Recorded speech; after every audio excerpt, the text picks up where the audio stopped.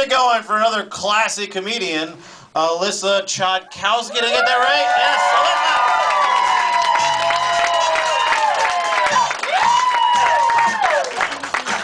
Wait, did you wipe that off? Good enough? You want another one? You want No, I'm okay. I don't blame you. I don't blame you. I'm just gonna keep my distance. First order of business, Mom. Tom Cruise? kind of embarrassed. So I'm gonna tell you guys a story. It's true, and it's okay if you don't think it's funny because my parents didn't either at the time. But we can laugh about it now, right, Mom? So I come from a decent-sized family. I have 3 sisters. That's 4 girls total, 5 if you count my mom, 9 if you count my dad's chickens. So he's pretty outnumbered. But I found that when there's more than one child, there's like a hierarchy system, and each child plays a role. And because there's 4 of us, these are our roles. First, there's Lauren. She's the oldest and the smartest and good at everything. We like to call Lauren the perfect one because I'm pretty sure she crawled out of the womb solving quadratic equations. And I can't compete with that, so I don't. And then there's the 3rd child, and by the way, this means invisible sibling. 3rd child, Sarah. Sarah's the blonde one, and she's as blonde as blondes come. One time, Sarah drove 2 hours north instead of south. Yeah. And it's not like my dad gave her a compass and put her on a horse and was like, go wherever the wind takes you, child. She was fully equipped with a GPS and still got lost. Fortunately for Sarah, Malaysian Airlines is hiring. Too soon? Too soon? Too soon? I'm not done. There's still more of us. Then there's the 4th child, Olivia, whom I like to call the mistake. Because there's a 13-year... My dad laughed. There's a 13-year age gap between me and Olivia, and I have a hard time believing, after putting up with 3 daughters, that my dad was just jonesing for another one. And I save the best for last because I am the middle child, or as I like to call, the gift of the family. And they say the middle child often feels unloved and is therefore highly competitive and mischievous, but I disagree. So, Sarah made the dean's list. Yeah, disrupted the peace a little bit in our hierarchy. My dad sends out this email, and he's like, Sarah made the dean's list, I'm so proud. I was proud, don't get me wrong. But as I looked at the email, I became slightly perturbed. In the to box, there was Lauren's name and Lauren's email, my name and my email, and then Sarah's name. But after Sarah's name, there were parentheses, and in those parentheses it said, the Great. And I was like, so she makes the dean's list and all of a sudden she gets a title, Sarah the Great. I made the dean's list. I made all of the dean's lists, even the not so good ones. So I had to get to the bottom of this blatant and unjustified favoritism. So I called my dad and I was like, yo, Dad, Sarah the Great, really? And my dad was like, I don't even, what are you talking about? I was like, the email that you sent, Dad, Sarah the Great, she made the dean's list and all of a sudden she has titles. What about me? I'm your 2nd daughter. Do I mean nothing to you? And he was like, Alyssa, I think she changed her name in my phone once and it's still like that. Maybe you should just congratulate her. But I didn't hear him because I was busy plotting ways to steal my father's phone and change my name to Alyssa the Awesome. Parentheses. Better than great. Star emoji.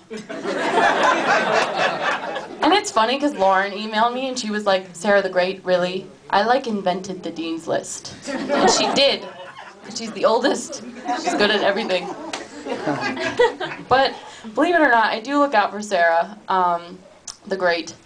And I actually think I contributed to her greatness because when she was looking at colleges, I invited her to visit me so that I could show her what college was really like. And I was really excited up until she got there because she started rattling off things that my parents told her not to do. Like they didn't trust me. And I was like, of course we're not gonna wrestle in Jell-O tonight. That party's tomorrow. So you could say I was slightly perturbed that my parents didn't trust me with my little sister. And to be fair, they really had good reasons not to trust me with my little sister. One time I thought it was a good idea to teach Sarah how to drive without a permit in a car that had little to no gas. So we rode home in a cop car that day. But I think the moral of the story is that perhaps Sarah just shouldn't drive. That seems to be the theme here. So we did go to parties, and we did drink, but we drank responsibly, as responsible college students do, but I don't remember what we drank. And I kept checking my phone because I didn't want Cinderella to turn into a pumpkin or whatever, and I looked at my phone and I saw that it was April 1st, and I was like, hey, it's April 1st. And I was like, I had this brilliant idea, and I had to tell Sarah, and Sarah was doing a keg stand, so I was like, Sarah! I just texted Mom the best April Fool's joke ever. I was like, Mom, Sarah and I got arrested. And we laughed and went home and forgot about the whole thing. And you know that feeling that you get in the back of your mind when you forget something and you can't remember what? Well, I was having a dream, and in my dream, my phone was ringing, and it kept ringing and ringing until I woke up.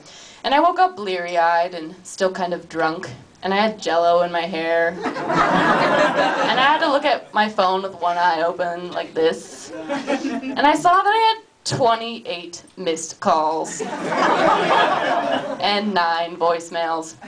And all of a sudden my phone rang, so I answered it, and I was like, hello.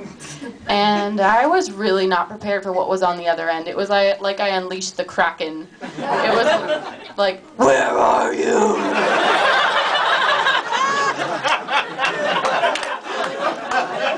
And I was like, who is this? Did I forget to close my tab?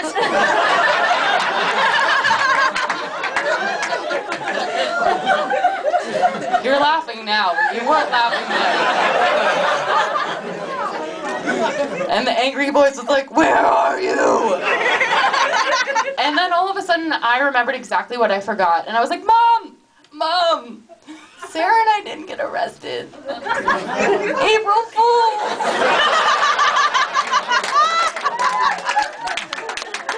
Now that I made a serious situation into a joke, it made her even more mad, if that was possible. And she was like, that is not funny, Alyssa Mary. Your father and I were on our way to Penn State, and we've been driving for hours because we thought you got arrested. And I was just like, I love you. And I found that no matter where you fall in the hierarchy of siblings, whether you're the oldest or the mistake,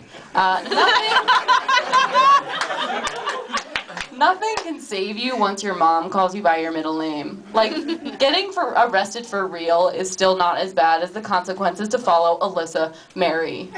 Because you're no longer the great or awesome. You're just in a lot of fucking trouble. But what can I say? It's a gift. Thank you, everyone.